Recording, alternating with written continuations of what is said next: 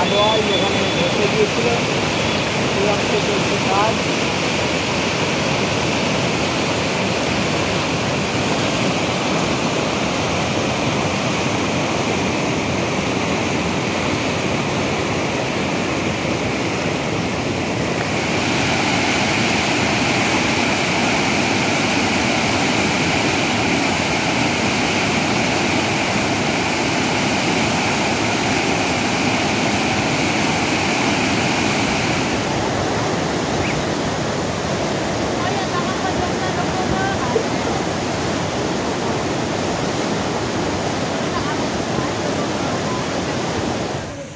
School এসে দেখলাম স্কুলের দুয়ারে জল উঠে গেছে। 2-3 জন ছাত্রছাত্রী এসেছিল গার্ডিয়ান সহ, এবং তারা যে আমরা খবর নিয়েছিলাম সকালে, জলটা দুয়ারের নিচে ছিল 8টার দিকে মোটামুটি। এখন দেখলাম দুয়ারে অনেকটাই জল উঠে গেছে। এবারে গার্ডিয়ানরা এসে তারা যখন দেখলো যে জলটা বাড়ছে আস্তে আস্তে, তারা বললো যে জল যেহেতু ক্রমবৃদ্ধিমান, তারা চাইছে না আজকের দিনটা বাচ্চারা ক্লাস করুক। তারা বাচ্চাদেরকে ছেলে মেয়েদেরকে নিয়ে চলে যায়, এবং আমিও অনুমতি দিই সভাপতির সঙ্গে কথা বলে আলোচনা করে, যেহেতু জলটা আস্তে আস্তে বাড়ছে, হয়তো স্কুলের মধ্যে জল চলে আসতে পারে, স্কুল দুপুরের মধ্যে হয়তো যদি চলে আসতেও পারে।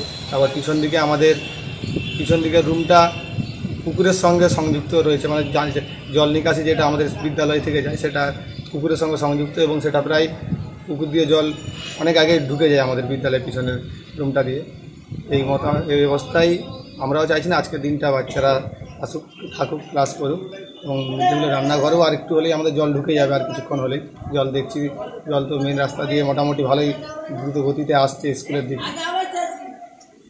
তাই আজকের দিনটা বন্ধ রাখলেন। কালকে জল বাড়ার পরিস্থিতি দেখে আমরা স্কুলের আমাদের গ্রুপ আছে, সেই গ্রুপে আমরা জানিয়ে দেবো যে স্কুল বিদ্যালয় খোলা থাকছে কি কালকে বন্ধ থাকবে।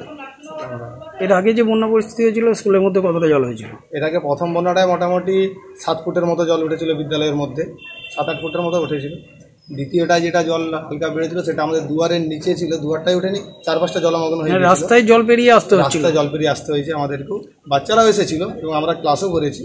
স্কুল বন্ধ করিনি একদিনও, সমস্ত দিনই। স্কুলের সব নথিপত্র কোথায় রাখেন? স্কুলের নথিপত্র এই যে আমাদের স্কুলটা যেহেতু অনেকটা নিচু এলাকায়, তাই ভয় একটা থাকে আমাদের যদি নথিপত্র কিছু নষ্ট হয়ে যায়। সেই জন্য আমরা সভাপতির সঙ্গে কথা বলে সভাপতি আমাদের ব্যবস্থা করে দেন। কোনো স্থানীয় এলাকারাও আমাদেরকে সহযোগিতা করেন। ওনাদের পাশাপাশি এখানে যে বাড়িগুলো রয়েছে, কারণ 2-3 জনের বাড়িতে আমরা সেই খাতাপত্র, আলমারি, আমাদের মিড ডে মিলের চাল থেকে সমস্ত কিছু ওনাদের বাড়িতেই আমরা রেখে দিয়ে আসি। বন্যা কমলে আবার আস্তে আস্তে আমরা কিছু কিছু করে নিয়ে আসি।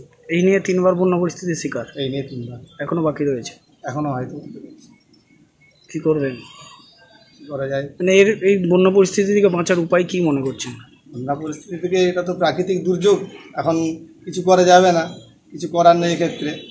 এবারে আমরা স্কুলের ক্ষেত্রে আমাদের একটাই যে আমাদের বিদ্যালয়টা এতটা নিচু এলাকায় যে বন্যার সময় প্রত্যেক বছর 2-3 বার করে আমাদেরকে মানে প্রয়োজনীয় খাতাপত্র তো প্রায় আনতেই হয়, এবং চাল টাল থেকে শুরু করে বারবার অন্যের স্থানীয়দের বাড়িতে গিয়ে যাওয়া আনা।